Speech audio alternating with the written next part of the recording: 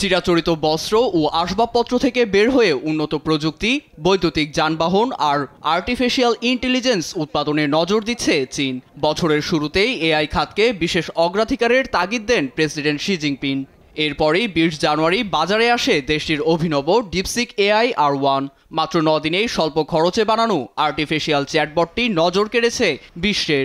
টেক্কা দিয়েছে chat GPT আর জেমিনির সঙ্গে, দখল করেছে অ্যাপল প্লে স্টোরের শীর্ষস্থান, যার জন্য পুঁজিবাজারে মার্কিন চিপ মেকার এনভিডিয়া হারিয়েছে $৬০০ বিলিয়ন সূচক।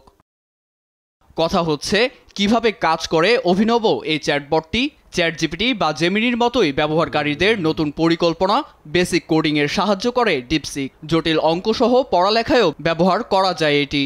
কিন্তু জনপ্রিয় চ্যাটবটগুলোর তুলনায় এটি ব্যবহারে প্রয়োজন হয় না বেশি মেমোরি, এমনকি খরচও কম। সেই সঙ্গে দ্রুত এবং নিখুঁত সমাধানেও ডিপসিক পটু বলে দাবি নির্মাতাদের।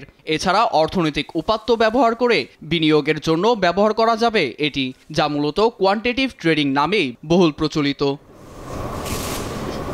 তবে চীনের কিছু বিধিনিষেধ মাথায় রেখে তৈরি করা হয়েছে কয়েকটি নিরাপত্তা বেষ্টনী। রাজনৈতিক দ্বন্দ্ব এড়িয়ে যেতে পারে এটি।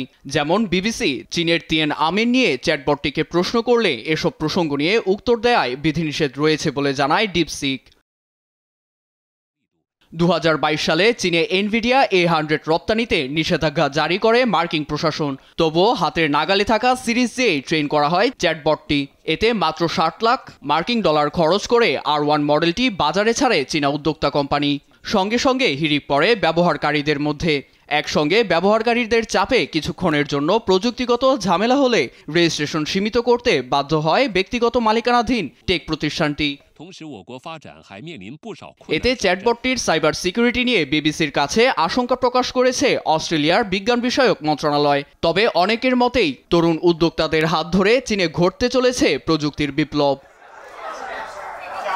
নীরব দাস, নিউজ ডেস্ক, দেশ টিভি।